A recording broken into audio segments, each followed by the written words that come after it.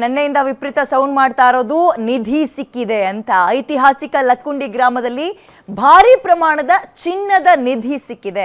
ತಾಮ್ರದ ಚೊಂಬಿನಲ್ಲಿ ಸುಮಾರು ಅರ್ಧ ಕೆಜಿಗೂ ಹೆಚ್ಚಿನ ಚಿನ್ನದ ಆಭರಣಗಳು ಸಿಕ್ಕಿದ್ದು ಗದಗ ತಾಲೂಕಿನ ಲಕ್ಕುಂಡಿ ಗ್ರಾಮದಲ್ಲಿ ನಿಧಿ ವೀಕ್ಷಣೆಗೆ ಅಂತ ಜನ ಸೇರ್ತಾ ಇದ್ದಾರೆ. ಲಕ್ಕುಂಡಿ ಗ್ರಾಮದ ವಾರ್ಡ್ ನಂಬರ್ 4ರಲ್ಲಿ ಪತ್ತೆಯಾಗಿರುವಂತಹ ಚಿನ್ನದ ನಿಧಿ ಇದು. ಗಂಗವ್ವ ಮತ್ತು ಬಸವರಾಜ್ ರಿತ್ತಿ ಅನ್ನೋರ ಮನೆ ಇರುವಂತಹ ಜಾಗದಲ್ಲಿ ನಿಧಿ ಪತ್ತೆಯಾಗಿದೆ. ಮನೆ ನಿರ್ಮಾಣಕ್ಕೆ ಅಡಿಪಾಯ ಅಗೆಯುವ ಸಂದರ್ಭದಲ್ಲಿ ಸಿಕ್ಕಿರುವಂತಹ ಚಿನ್ನದ ನಿಧಿ ಇದು. ಸುಮಾರು 460ರಿಂದ 470 ಗ್ರಾಮ್ ಇರಬಹುದು ಚಿನ್ನಾಭರಣಗಳು ಅಂತ ಗೊತ್ತಾಗ್ತದೆ. ಗಮನಿಸ್ತಾ ಇದ್ದೀವಿ, ಬಹಳ ಅಪರೂಪದಲ್ಲಿ ಅಪರೂಪ ಇವೆಲ್ಲವೂ ನೋಡೋಕೆ ಸಿಗೋದು. ನಾವು ಕೇಳಿರ್ತೀವಷ್ಟೇ, ನಿಧಿ ಇದೆಯಂತೆ, ನಿಧಿ ಅಗಿತಾರಂತೆ, ನಿಧಿ ಸಿಗಬೇಕು ಅಂದ್ರೆ ಇಂತಿಂತ ಪೂಜೆ ಮಾಡಬೇಕಂತೆ. ಕೆಲವೊಬ್ರು ಮೂಢನಂಬಿಕೆಗೂ ಕೂಡ ಹೋಗ್ಬಿಟ್ಟಿದ್ದಾರೆ, ಅಂದ್ರೆ ನಿಧಿಗೋಸ್ಕರ ಪೂಜೆ ಮಾಡೋದು ಅಂಥದ್ದನ್ನೆಲ್ಲ ಕೇಳ್ಪಡ್ತಾ ಇದ್ವಿ. ಬಟ್ ಇಲ್ಲಿ ರಿಯಲ್ ಆಗಿ ತಾಮ್ರದ ಚೊಂಬಿನಲ್ಲಿ ಇಷ್ಟು ನಿಧಿ ಸಿಕ್ಕಿರುವಂಥದ್ದನ್ನ ಗಮನಿಸ್ತಾ ಇದ್ದೀವಿ. ಹಳೇ ಕಾಲದ ಒಡವೆಗಳು, ಕೆಲವೊಂದು ಆ ಹೆಸರುಗಳು ಕೂಡ ನಮಗೆ ಸ್ವಲ್ಪ ಕನ್ಫ್ಯೂಷನ್ ಆಗ್ತದೆ. ಆ ರೀತಿಯಾಗಿ ಕೇವಲ ಈ ಓಲೆ ಗೀಲೆ ಸರ ಮಾತ್ರ ಅಲ್ಲ, ಕಾಯಿನ್ಗಳ ರೀತಿಯಲ್ಲಿ ಇದ್ದಾವೆ, ಉಂಗುರ ಇದ್ದಾವೆ. ಓಕೆ, ಈ ನಿಧಿ ಬಗ್ಗೆ ಜ್ಯೋತಿಷ್ಯ ಶಾಸ್ತ್ರ ಏನು ಹೇಳುತ್ತೆ, ಇದ್ರ ಬಗ್ಗೆ ನಾವು ಸ್ವಲ್ಪ ಇನ್ಫಾರ್ಮೇಶನ್ ತೆಗೆದು ಬಿಡೋಣ. ಸುರೇಶ್ ಗುರುಜಿ ನಮ್ಮ ಜೊತೆಗೆ ಲೈವ್ ದೂರವಾಣಿ ಸಂಪರ್ಕಕ್ಕೆ ಸಿಗ್ತಾ ಇದ್ದಾರೆ. ಗುರುಜಿ ನಮಸ್ತೆ. ನಮಸ್ತೆ ಮೇಡಮ್. ಈಗ ಸಾಮಾನ್ಯ ನಿಧಿ ಇದೆಯಂತೆ, ಹಿಂಗಿರುತ್ತಂತೆ, ನಿಧಿಯನ್ನ ಕಾಯೋಕೆ ಇಷ್ಟೆಲ್ಲ ಪ್ರಾಣಿಗಳಿರ್ತಾವಂತೆ ಅಂತ ಕೇಳ್ಪಡ್ತಾ ಇದ್ವಿ. ಬಟ್ ಇಲ್ಲಿ ರಿಯಲ್ ಆಗಿ ನೋಡಿದೀವಿ ನಿಧಿನ. ಸೊ ಈ ನಿಧಿ ಬಗ್ಗೆ ಸ್ವಲ್ಪ ವ್ಯಾಖ್ಯಾನ ಕೊಡೋದಾದ್ರೆ ನೀವು. ಓಕೆ, ಈಗ ನಮ್ಮ ಜ್ಯೋತಿಷ್ ಶಾಸ್ತ್ರದಲ್ಲಿ ನಿಧಿ ಬಗ್ಗೆ ಅದಕ್ಕೆ ಒಂದು ಚಾಪ್ಟರ್ ಬರುತ್ತೆ. ಜ್ಯೋತಿಷ್ ಶಾಸ್ತ್ರ ಓದುವಾಗ ಭೂಮಿಯಲ್ಲಿ ನಿಧಿ ನಿಕ್ಷೇಪಗಳು ಅಂತ ಬರುತ್ತೆ. ಆ ಭೂಮಿಯಲ್ಲಿ ನಿಧಿ ನಿಕ್ಷೇಪಗಳು ಅಂತ ಬಂದಾಗ ಅದ್ರ 3 ವಿಭಾಗ ಓದ್ತೀವಿ. ಅಂದ್ರೆ ಒಂದು ನಮ್ ಕೈ ದೊರಕೋದು, ಇನ್ನೊಂದು ಆ ನಿಧಿ ಇದ್ರು ನಮ್ ಕೈ ಸಿಗದಿರತಕ್ಕಂಥದ್ದು, ಇನ್ನೊಂದು ಆ ನಿಧಿ ಇರೋ ಜಾಗದಲ್ಲಿ ಪಿಶಾಚಿಗಳಾಗ್ಲಿ ಅಥವಾ ಅಲ್ಲಿರ್ತಕ್ಕಂಥ ದುಷ್ಟಶಕ್ತಿಗಳಾಗ್ಲಿ ಅದನ್ನ ನಮ್ಮನ್ನ ತೊಂದರೆ ಕೊಡುತ್ತೆ ಅಂತ ಹೇಳಿ 3 ಭಾಗವಾಗಿ ನಾವು ಓದ್ತೀವಿ.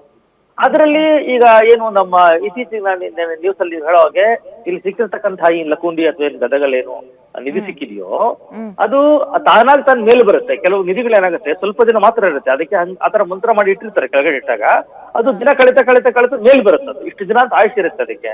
ಆ ನಿಧಿ ಹೇಗೆ ನೀರಿನ ಸಮುದ್ರದಲ್ಲಿ ಇರತಕ್ಕಂಥದ್ದು ಮೇಲೆ ಬರುತ್ತೋ ಹಾಗೇನೆ ಕೂಡ ಭೂಮಿಯಲ್ಲಿ ಇರ್ತಕ್ಕಂಥ ನಿಧಿ ನಿಕ್ಷೇಪಗಳು ತಾನಾಗಿ ತಾನು ಮೇಲ್ ಬರ್ತಿರ್ತವೆ.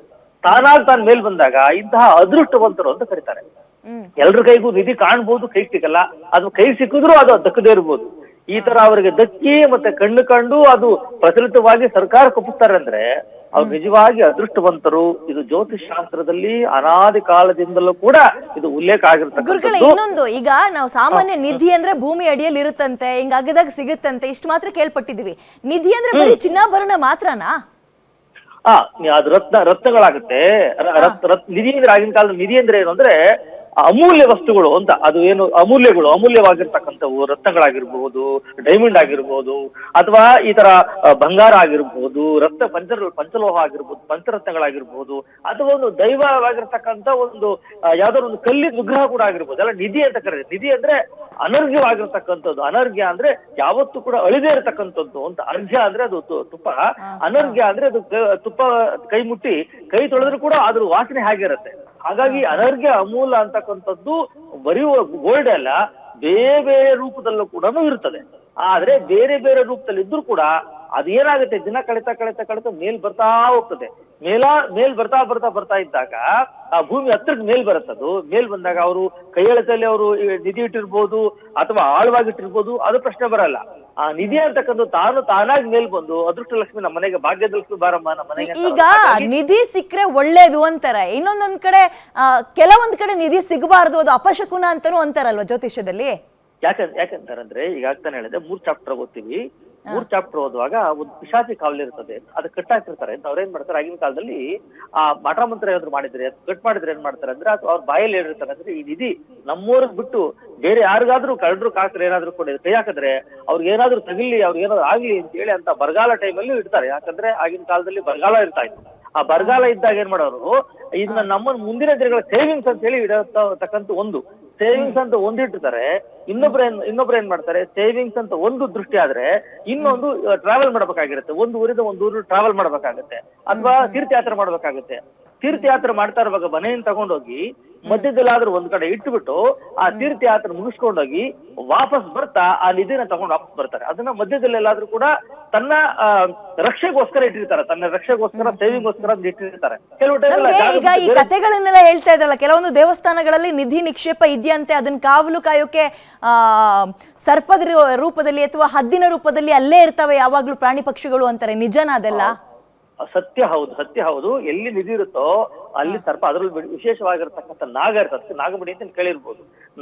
ನಾಗರಾವ್ ಅಂತಕ್ಕಂಥದ್ದು ಎಲ್ಲಿರುತ್ತೋ ಅದು ಅವ್ರು ಹೇಳ್ತಾ ಹೋಗ್ತಾರೆ ಶಾಸ್ತ್ರದಲ್ಲಿ, ನಿಧಿ ಅಂತಕ್ಕಂಥದ್ದು ಎಲ್ಲಿರುತ್ತೆ ಅಂತ ಅಲ್ಲಿ ಬರ್ತಕ್ಕಂಥ ಉತ್ತಗಳಾಗಿರ್ಬೋದು, ಅಲ್ಲಿ ಬರ್ತಕ್ಕಂಥ ಗಿಡಗಳಾಗಿರ್ಬೋದು, ಅಲ್ಲಿರ್ತಕ್ಕಂಥ ಸರ್ಪಗಳ ಸಂಚಾರ ಆಗಿರ್ಬೋದು, ಅವೆಲ್ಲ ನಮ್ಗೆ ಕ್ಲೂ ಕೊಡುತ್ತೆ. ಹಾಗಾಗಿ ಆ ನಿಧಿ ಸಿಕ್ಕಿದೆ, ಇಲ್ಲಿದೆ ಕ್ಲೂ ಕೊಟ್ಟಾದ ಕೂಡಲೇ ಏನಾದ್ರು ನಾವು ಅಲ್ಲಿ ಹೋಯ್ತು ಅಂದ್ರೆ ಅದು ನಮ್ಗೆ ತೊಂದರೆ ಆಗೋದು ಜಾಸ್ತಿ. ಕೆಲವರು ಹೇಳ್ತಾರೆ ಬಂಗಾರ ಸಿಗಬಾರ್ದು ಅಂತ, ನೀವು ಕೇಳಿದ್ರೆ ನನ್ನ ಸರ್ ಬಂಗಾರ ಸಿಕ್ಕೋದು ಒಳ್ಳೇದಾ ಕೆಟ್ಟದಾ ಅಂತ. ಬಂಗಾರ ಲಕ್ಷ್ಮಿ ಹೌದು, ಆದ್ರೆ ಬಂಗಾರದಿರ್ತಕ್ಕಂಥ ಹಿನ್ನೆಲೆ ಇದೆಯಲ್ಲ, ಅವರು ಅಲ್ಲಿಟ್ಟಿರ್ತಕ್ಕಂಥದ್ದು ಯಾವ ರೀತಿಯಾಗಿ ಅದನ್ನ ಸೇವಿಂಗ್ ಮಾಡ್ತಿರ್ತಾರೋ ಗೊತ್ತಿಲ್ಲ. ಅವ್ರು ಮೊಡ್ರಾಗಿರ್ತಾರೋ, ಏನಾದ್ರು ಕೊಲೆ ಆಗಿರ್ಬೋದು ಅವರು, ಅಥವಾ ಅವ್ರ ಆತ್ಮ ಅಲ್ಲೇ ಸುತ್ತಾ ಇರ್ಬೋದು, ಅಥವಾ ಪಿಶಾಚಿ ಆಗಿರ್ಬೋದು, ಏನ್ ಬೇಕಾಗಿರ್ಬೋದು. ಅದರಿಂದ ನಮಗೆ ಅನಾಹುತಗಳೇ ಜಾಸ್ತಿ. ಒಳ್ಳೇದು ಅನ್ನೋದಕ್ಕಿಂತ ಅನಾಹುತಗಳು ಜಾಸ್ತಿ. ಆದ್ರೆ ಈ ರೀತಿಯಾಗಿರ್ತಕ್ಕಂಥ ದಾನಗಳನ್ನು ಮಾಡಿ ಸರ್ಕಾರ ಕೊಪ್ಪಿಸಿ ಆ ಸರ್ಕಾರದ ಸಾರ್ವಜನಿಕವಾಗಿ ಹೋದಾಗ ಅವ್ರು ಯಾರು ಆ ನಿಧಿ ಇಟ್ಟಿರ್ತಾರೋ ಅವ್ರಿಗೂ ಆತ್ಮತೃಪ್ತಿ ಆಗುತ್ತೆ. ಏನಂತ, ಪರವಾಗಿಲ್ಲಪ್ಪ ನಾನು ಇಟ್ಟಿದ್ದು ಸಾರ್ವಜನಿಕವಾಗಿ ಉಪಯೋಗ ಆಯ್ತಲ್ಲ ಅಂತ ಅವಾಗ ಏನು ಆಗಲ್ಲ. ನಾವೇ ಬಚ್ಚಿಟ್ಕೊಂಡ್ರೆ ನಮಗದು ಕಂಟಕ ಗ್ಯಾರಂಟಿ. ಬಚ್ಚಿಟ್ಟಿದ್ದು ಪರರಿಗೆ ಅಂತ ಮಾತೇ ಇದೆಯಲ್ಲ ಗುರುಗಳೇ, ಕೊಟ್ಟಿದ್ದು ತನಗೆ ಬಚ್ಚಿಟ್ಟಿದ್ದು ಪರರಿಗೆ ಅಂತ. ಥ್ಯಾಂಕ್ ಯು ಗ್ಯಾರಂಟಿ ನ್ಯೂಸ್ ಜೊತೆಗೆ ಮಾತಾಡಿದ್ದಕ್ಕೆ.